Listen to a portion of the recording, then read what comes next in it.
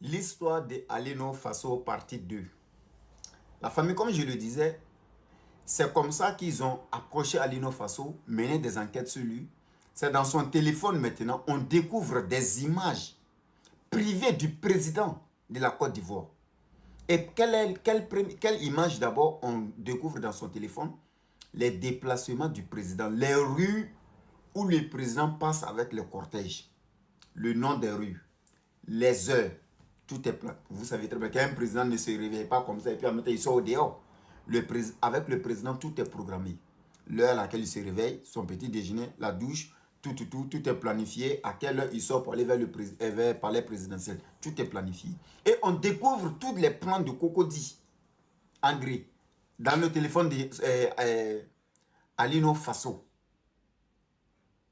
Voilà maintenant où maintenant on l'interpelle vraiment réellement pour aller le questionner sur cette histoire. Comment est-ce qu'il a retrouvé le plan de la commune d'Angri où le président habite, Cocody, tout ça là, où le président même réside.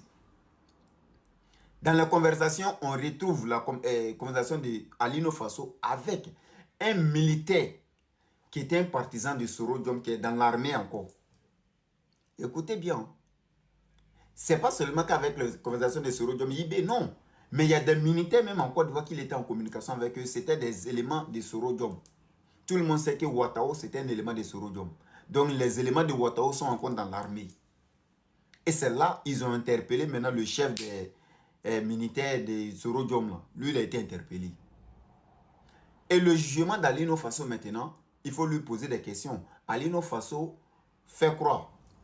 Vu que maintenant il a décidé de dire la vérité au gouvernement ivoirien. Donc ceux qui l'ont envoyé maintenant en Côte d'Ivoire, il a voulu maintenant eux les piéger. Mais Amadou Maïga, le gars Maïga aux États-Unis, il a été intelligent.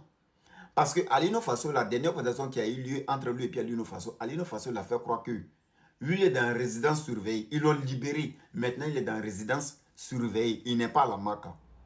Et pour faire croire maintenant qu'il est à la résidence surveillée, il était toujours dans une chambre où il y a les salons, il y a la télé, pour prouver dans les appels vidéo qu'il n'est plus suivi. Mais il est juste dans la résidence surveillée. Parce qu'il voulait les faire avouer. La Côte d'Ivoire, nous on a besoin de preuves pour accuser le Burkina. C'est le Burkina qui accuse la Côte d'Ivoire toujours des tentatives de coup d'État, mais sans preuve.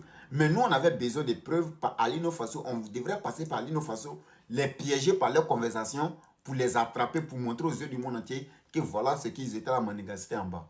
Mais Maïga a été malin. C'est là qu'il a fait de communiquer pour dire que tout ce que Alino Faso va appeler n'est